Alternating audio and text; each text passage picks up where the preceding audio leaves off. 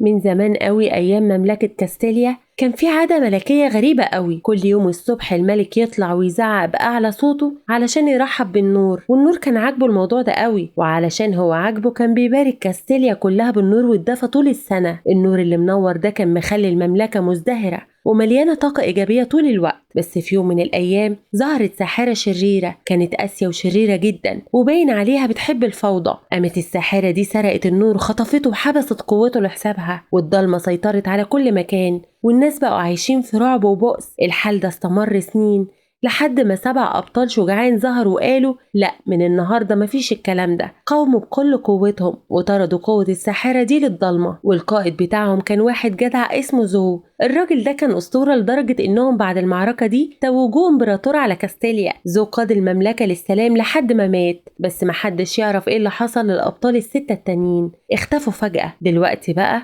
هنروح للحاضر وبنشوف أرثر ده بقى معزة، ومش أي معزة وخلاص، ده معزة متأخر على طول ومستعجل دايما. أول ما بنشوفه بيكون بيجري بسرعة الصاروخ في المدينة علشان يوصل طلبات، بس علشان هو بيتحرك كأنه في سباق فورمولا الحاجة اللي في الطلبات بتاعته بتتبهدل شوية. وفي نفس الوقت في صالون حلاقة جامد قوي في البلد، وأكبر حلاق فيهم بيدرب الطلبة بتوعه علشان مهرجان السنة الجديدة قرب. والمهرجان ده مش زي أي مهرجان، ده اللي الأمير داميان بيرحب فيه بالنور زي الملوك زمان. الناس في كاستيليا فرحانين جدا علشان الترحيب ده بيجيب الخير والبركة للسنة كلها. الحلاق بيقول للطلبة بتوعه إن الأمير داميان لازم يكون شكله تحفة، مفيش تجاعيد، مفيش شعر طايرة، مفيش أي حاجة غلط. واحد من الطلبة نفسه هو اللي بيحلق للأمير، بس لا، الشغلانة دي مخصصة للمختارين بس، مفيش مبتدئين مسموح ليهم يقربوا. وبنرجع بقى لصالون الحلاقة، في طابور كبير من الزباين متضايقين جدا، الحلاق لسه موصلش أصلا والناس هتفرقع من الغضب. وهنا بقى سون واحد من فريق الصالون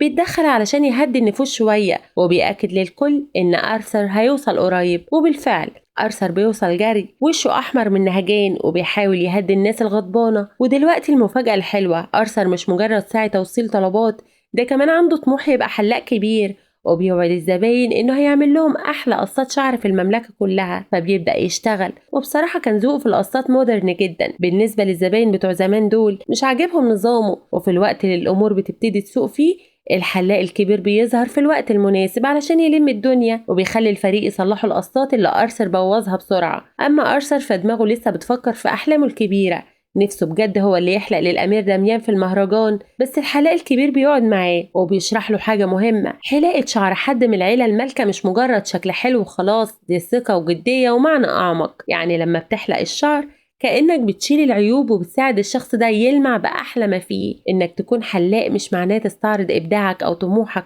معناه إنك تخدم الناس وتفهم هم عايزين إيه. أرثر بيرد وبيقول إن القصات اللي الناس بتعملها مملة وقديمة جدا، هو عايز يجيب حاجة جديدة. الحلاق بيقول له طيب، بس لازم تسمع للزباين بتوعك، ما ينفعش تعمل اللي في دماغك بس وتستنى إنه يعجبهم. بس أرثر لسه مش فاهم، فالأستاذ بيبعته يكنس السلم ويهدى شوية. تاني يوم الصبح أرثر راجع تاني لشغل التوصيل بتاعه، بس المرة دي شكله زعلان ومحبط. وفي نفس الوقت في القصر رئيس الوزراء بيتأكد إن كل حاجة تمام ومظبوطة علشان المهرجان، عايز كل تفصيلة تمشي زي الساعة. ومن ناحية العيلة المالكة، الأمير داميان ومراته مبسوطين قوي، مستنيين بيبي جديد. لا، ده مش بيبي واحد، دول 2، فالدنيا ماشية معاهم تمام قوي. وفجأة رئيس الوزراء اللي اسمه العم كرونيس بيعدي علشان يسلم عليهم، باين عليه إنه قريب قوي من الأمير، كأنه واحد من العيلة. بس بعد ما بيخرجوا من الأوضة بيحصل حاجة غريبة، شكل غامض بيتسلل من ورا الستارة وبيسرق بيض، والظاهر كده إن البيبيهات الملكيين دول لسه جوه البيت ده، والحرامي ده بيوصلهم لعصابة مجرمين مشبوهة. بس قبل ما العصابة دي تهرب بالمسروقات، حد تاني بينقض عليهم وبياخد البيض، وبتبتدي مطاردة مجنونة. وبيطلع ان الحرامي الجديد ده ثعلبة اسمها كانس، وشاطرة قوي، بتقدر تهرب من العصابة وتنجح. وفي نفس الوقت أرثر لسه زعلان علشان ما كنسش السلم، وفجأة حاجة بتقع من فوق، دي كانس الثعلبة بتقع جنبه على طول، وبتطلب منه يوديها للأستاذ أرثر. كان متلخبط خالص بس بياخدها. كانس بتقول إن عصابة المخلب بتحاول تسرق الوريث الملكي، وجابت دليل معاها، حتة قماشة من لبس واحد من أفراد العصابة. والأستاذ بيبص عليها وبيأكد وبيقول أيوة، دي بتاعة المخلب أكيد. والاكتشاف ده خلى الأستاذ في حيرة شديدة، ليه عصابة المخلب بيستهدفوا الوريث الملكي بالذات، والبيض لسه ما فقسش أصلا. أرثر اللي لسه مش فاهم حاجة، مش فاهم مين كانس دي وليه الأستاذ باين عليه إنه يعرفها كويس، بس مفيش وقت للأسئلة. الأستاذ بيجمع كل الطلبة بتوعه على طول، وبيقول لهم يلاقوا الباقيين ويخلوا الأكاديمية فورا. وبعدين بيبص على أرثر وبيقول له يروح معاه علشان لو بقيوا هيعرضوا نفسهم للخطر، ومهمتهم دلوقتي هي حماية بيض الأمير وياخدوهم بعيد خالص لغابة المستنقعات الغارقة اللي عايش فيها ناسك غامض اسمه جايكوب. وقبل ما يمشوا الأستاذ بيدي أرثر صفارة خاصة وبيشرح له إن جايكوب صعب تلاقيه، بس الصفارة دي هتساعده يوصل له أول ما يوصل النهر. وبعدين بجدية بيحط ثقته ومستقبل كاستاليا في إيد أرثر. وفجأة الأكاديمية بتتعرض للهجوم.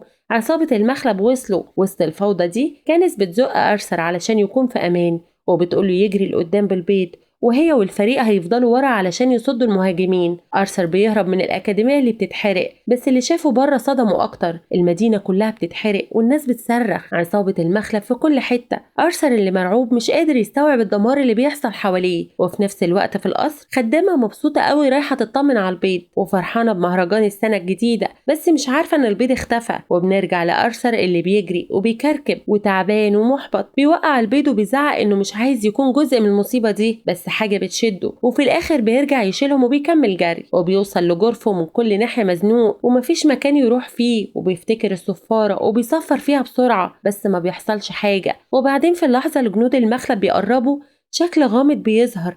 الشكل الغامض ده بينط وبيوقع الأعداء بمهارة رهيبة. وتاني حاجة أرثر عرفها إنه على طوف خشبي وبينزل في النهر. جنب الشكل الصامت ده أرثر اللي متلخبط ومش فاهم حاجة بيبتدي يسأل الراجل الغريب أسئلة كتيرة. مين انت ووصلت هنا ازاي؟ بسرعة كده ايه اللي بيحصل؟ بس الراجل ده ما بيردش. أرثر بيبتدي يعيط وبيقوله وهو بيعيط أنا مجرد حلاق، ليه بيحصل لي كده؟ وبنرجع للأكاديمية. القاعات اللي كانت زمان جميلة أصبحت دلوقتي خرابة محروقة. أفراد من المخلب بيدوروا على البيض المسروق في كل حتة، بس الأستاذ ثابت في مكانه بيقول لهم هم بعيد من هنا خلاص. وكل دقيقة بتعدي بيبعدوا أكتر، وبيكشف إنه إدى البيض لأحسن طالب عنده. وفي نفس الوقت على الطوف الشكل الغامض بيتكلم أخيرا وبيسأل أرثر جاب السائل ده منين؟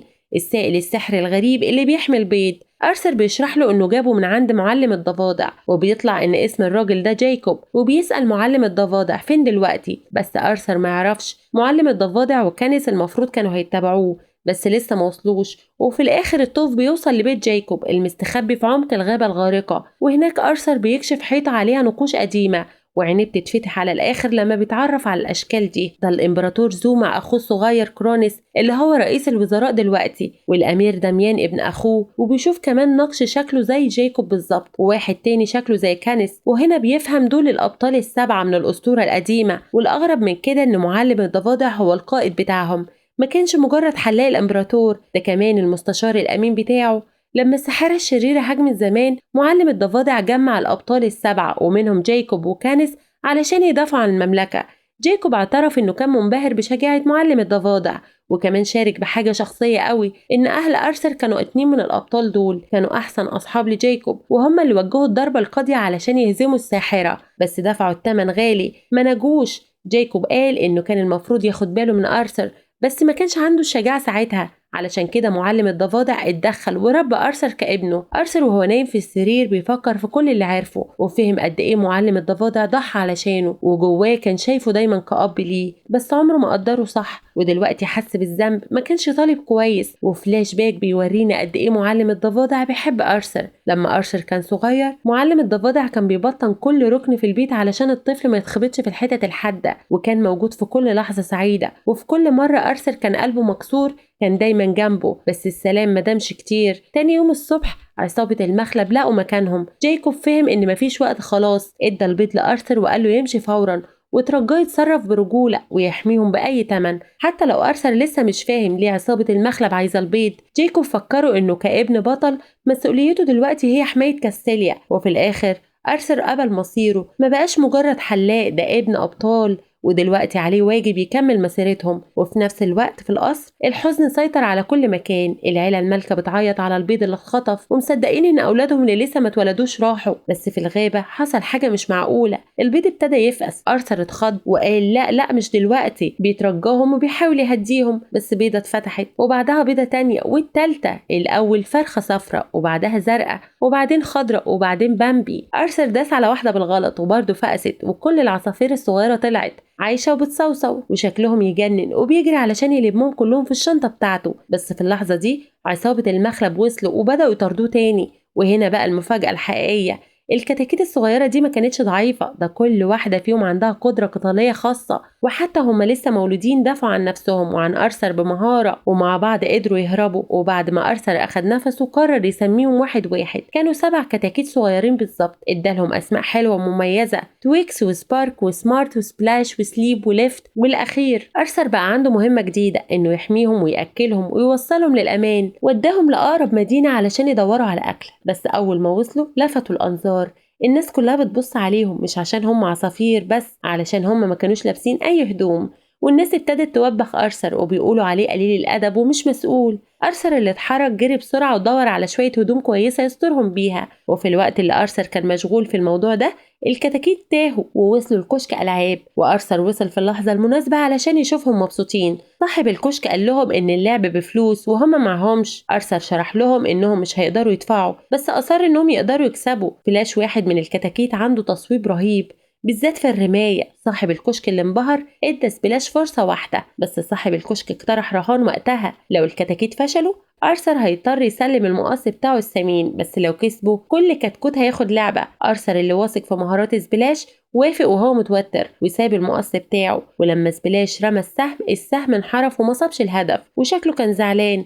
بس سبارك لاحظ حاجة غريبة: مغناطيس مستخبي فوق الهدف، وصاحب الكشك كان بيغش. سبارك اتعصب وعمل مشكلة لفتت انتباه الحراس، وأول ما اكتشفوا المغناطيس صاحب الكشك اتقبض عليه في مكانه. وفي الآخر أخدوا الجايزة بتاعتهم، هدوم وعرايس صغيرة شكلها يجنن، ولبسوها بسرعة. وبعد ما لبسوا كويس بدأوا يدوروا على أكل. أرثر ما عندوش فلوس، بس عنده مهارة واحدة وهي قص الشعر، فنصب كشك حلاقة صغير على الرصيف وخد مساعدة منهم. وقبل ما يبدأ افتكر كلام معلم الضفادع: اسأل الزبون دايما انت عايز ايه. أول زبونة ليه كانت بنت صغيرة وكانت مكسوفة شوية، ما كانتش عارفة هي عايزة قصة ايه بالظبط، وشكلها مش واثقة في نفسها. ولما اتكلمت بصراحة اعترفت انها بتحس انها مش موجودة وكأن محدش بياخد باله منها. أرثر حس بيها قوي وعمل لها تسريحة شعر تناسبها تماما. ولما بصت في المراية عينيها نورت، مش بس حست انها حلوة، ده كمان الناس اللي ماشية في الشارع لاحظوا جمالها وكانت مبسوطة قوي. ادت أرثر عملتين كبقشيش. وهنا فهم أرثر إن كلام معلم الضفادع كان صح، الحلاقة مش مجرد شعر، دي ثقة واهتمام. الناس بتفتح قلوبها لما حد يخليهم يحسوا إنهم متشافين. وبعد كده سكان المدينة بقوا يجوا علشان يحلقوا. كشك أرثر الصغير بقى مشهور وبدأ يكسب فلوس بجد. وبعد ما جمع عملات كفاية أرثر لقى مكان مريح ليه وليهم علشان يعيشوا فيه، واشترى لهم أكل سخن، والعلاقة بينهم بقت أقوى. الكتاكيت سمعوا كلامه، اتبعوا توجيهاته، وكلهم اتصرفوا كعيلة واحدة. وتاني يوم الصبح كل حاجة اتغيرت. أرثر والكتاكيت اضطروا يهربوا تاني. عصابة المخلب كانوا بيقربوا، وهم ماشيين مع بعض أرثر حكى لهم حكايات عن الأبطال ال7 اللي أنقذوا المملكة زمان، ومنهم المعركة ضد الساحر المرعب. وطول الطريق كان بيحرص إن الرحلة تكون ممتعة عن طريق انه يخليهم يلعبوا ويتنكروا ويرموا حصى في النهر. وفي الليله دي في عز المطر الغزير بارك سخن. أرثر دور بسرعه على مكان يحتموا فيه، وصادفوا مكان صغير علشان يستريحوا. وهناك قابلوا ست كبيره طيبه اسمها ام تشوك، ورحبت بيهم. ام تشوك او مدام لين زي ما كانوا بينادولها طلعت اكتر من مجرد وش ودود، دي كانت عارفه عن عصابه المخلب وسمعت عن الابطال. ده حتى قابلت الامبراطور زوب نفسها قبل ما يتولى العرش، وقالت لأرثر إنه بقالها سنين طويلة محدش حقيقي دخل بيتها، وحتى لو ما تعرفش خلفيته الحقيقية حاسة إن أرثر واحد منهم علشان بيحمي اللي مش قادرين يدافعوا عن نفسهم. أرثر عرض يرد جميلها، مدام لين ابتسمت وقالت يحلق حلقة جميلة لجوزها. ولما طلع السيد شوك الكل اتصدم، ده حلقش من يجي 100 سنة، شعره الكثيف والمنفوش كان شكله مستحيل يتظبط. أرثر حاول بس المقص بتاعه اتكسر على طول تقريبا. ولحسن الحظ السيد تشوك ما كانش أي راجل عجوز، ده كان أعظم حداد في كاستيليا كلها، ده حتى هو اللي صنع السيف الأسطوري اللي ساعد في إنهاء حكم الساحر الشرير زمان. وعلى الرغم من إنه دلوقتي متقاعد وبيعمل حدوات للخيول، عرض يعمل لأرثر مقص سحر جديد مصنوع من نفس المعدن اللي اتعمل منه سيف الأبطال، وكانت هدية من القدر. وبعد ما خلص أرثر نجح إنه يعمل شكل جديد ونضيف للسيد شوك. مدام لين فاجأت أرثر تاني وعرفت الكتاكيت مين هم بجد، دول الورثة الحقيقيين لكاستيليا وشخصيتهم بتطابق شخصية الإمبراطور زو بالظبط. بلاش ورث قوته، وسبارك روح النارية، وتويكس ذكائه، وزين ثقته، وسليبي هدوءه، وإيل طبيعته الحذرة، وسمارت حكمته. وحتى لو أرثر مش من العيلة المالكة، هي مؤمنة إنه شارك زو أعظم صفاته، قلبه الطيب والكريم. وفي الصبح ساعد بان السيد شوك إنه يهرب أرثر والكتاكيت في عربية علشان يخبيهم من عصابة المخلب أرثر نزل في شارع ضيق وشق طريقه ناحية القصر علشان يحقق في الموضوع، وفي نفس الوقت الكتاكيت اتبعوا طريق تاني مع بان. ولما أرثر وصل لبوابات القصر الحارس وقفه، بس بدل ما يشك فيه الحارس أعجب بتسريحة أرثر المميزة وسمح له بالدخول من غير ما يسأله أي سؤال. وجوه القصر أرثر اتقابل مع كرونس سمع قصة أرثر وقال له إنه هيوصل المعلومة للأمير داميان. ده حتى عرض على أرثر هدية فخمة خلت أرثر يحس بعدم الارتياح، بس كان في شرط. لطف كرونس كان قناع، دي كانت خطة، وكرونس طلع عضو كبير في عصابة المخلب، وزيه برضه كم جنرال في القصر اتسللوا للرتب الملكية من زمان، وكانوا بيستغلوا قوتهم علشان يتتبعوا الورثة الحقيقيين بهدوء. وأرثر اتقبض عليه على طول واترمى في زنزانة القصر. وطلع الكلام صحيح، كرونس كان رئيس المخلب من الأول، والجنرال كاستيليا وكام واحد تانيين في القصر كانوا تحت أمره في السر. علشان كده أرثر انتهى بيه المطاف إنه اتقبض عليه واترمى في عمق الزنزانة. وكرونس ما ضيعش وقت وأمر الجنرالات بتوعه يدوروا على الكتاكيت قبل ما يبدأ المهرجان الملكي، وكان عنده خطة هينفذها وكانت بتتم بسرعة. بس اللي كرونس ما كانش يعرفه إن الكتاكيت كانوا اتسللوا للقصر وشافوا كل حاجة من الضلمة، وشافوه هو بيخون أرثر. وبعدها كرونس راح للأمير داميان والأميرة أليتا وكان بيمثل إنه بطل اليوم، وقال لهم إن ولادهم اللي اتخطفوا اتقبض عليهم وإنه قبض على الخاطف أرثر. وكرونس كذب ببراعة وقال إن الكتاكيت كانوا مستخبيين في قرية قديمة على أطراف المملكة. وبتظاهر بالقلق حس الأمير إنه يبعت كل حراس القصر علشان ينقذوهم، والأمير اللي ما كانش شاكك في حاجة ادى الأمر. وبعد ما الحراس مشيوا كرونس قدر ينفذ خطته الحقيقية. وفي نفس الوقت الكتاكيت كانوا بيخططوا ينقذوا أرثر إزاي، بس قبل ما يقدروا يعملوا حاجة الجنرالات اكتشفوهم وجروا وراهم، و5 من الكتاكيت اتقبض عليهم، وتويكس وسليبي بس هم اللي قدروا يهربوا ومحدش حس بيهم. وفي الزنزانة أرثر اترمى في زنزانة ضلمة، بس من صدمته ما كانش لوحده، معلم الضفادع وجايكوب وكانس كانوا موجودين برضه. كانوا لسه عايشين بس متكتفين بسلاسل مصنوعة من كروب الخنافس السوداء ونباتات سحرية قوية لدرجة إن محدش يقدر يهرب منها. وأرثر شرح بسرعة إيه اللي حصل وقال لهم إن كل ده من تخطيط كرونس. وجايكوب اتصدم، عمره ما شك إن كرونس هو الشرير الحقيقي، وخطة كرونس وضحت دلوقتي. عايز يستخدم الكتاكيت كأداة ضغط ويهدد الأمير داميان علشان يتنازل عن العرش. وبعد ما حراس القصر مشوا للقرية المخلب هيكون عندهم سيطرة كاملة على المهرجان. والمعلم جايكوب قال إن في طريقة واحدة بس للهرب من كرمة الخنافس باستخدام سيف الإمبراطور ذو الأسطوري، وأي سلاح تاني هيخلي الكرمة أقوى. وفي القصر الأمير داميان اكتشف خيانة كرونس أخيرا، بس بعد فوات الأوان كرونس حاصره بالجنود المواليين ليه وهدده بغرور وعرض عليه صفقة قاسية هيرجع الأطفال ال7 بس لو داميان وافق يتنازل عن العرش ويعلن عن كده قدام الناس في المهرجان. وداميان اللي كان غضبان اتردد، ده حتى شهر سيفه، بس عكس أبوه ما كانش عنده القوة علشان يحارب.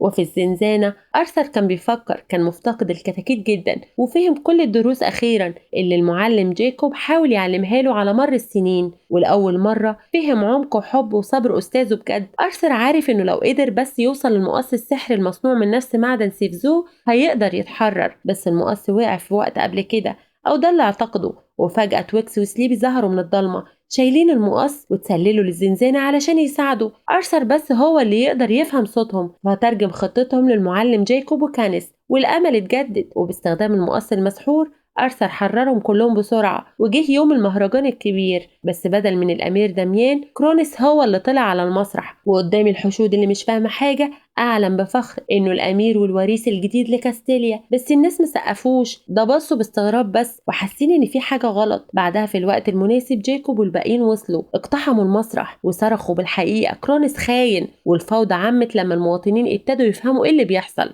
جنرالات كرونس انهزموا واحد واحد، بس جه التحول الأخير. كرونس ما كانش كرونس، ده تحول لساحر شرير كان بيهدد كاستيليا زمان، والساحر الضلمة كان بيسيطر على جسم كرونس طول الوقت مستخدم اللي اتبقى من السحر علشان يتلبسه. ومعركة ضخمة حصلت والساحر الشرير استخدم قوته علشان يحارب بقوة. أرثر اتجمد للحظة ومش عارف يعمل ايه لحد ما المعلم تود صرخ فيه علشان يجري، وكانت زعقت له وقالت ان قوة السحر جاية من العصا بتاعته، ولو أرثر قدر يدمرها ممكن يبقى عندهم فرصة. أرثر انطلق لقدام وبيتفادى التعويذات والفوضى. الكتاكيت انضموا كمان وبيدعموه بشجاعة وشتتوا السحر لمدة كافية. وبعد ما جت لحظة الحقيقة والكتاكيت ال7 حاربوا مع بعض، فلاش وسبارك وتويكس وزين وسليبي ولو سمارت كل واحد استخدم موهبته المميزة بتناغم تام، وتعاونهم ادى لأرثر الفرصة اللي محتاجها واندفع لقدام وضرب عصا السحر وكسرها والقوة اختفت.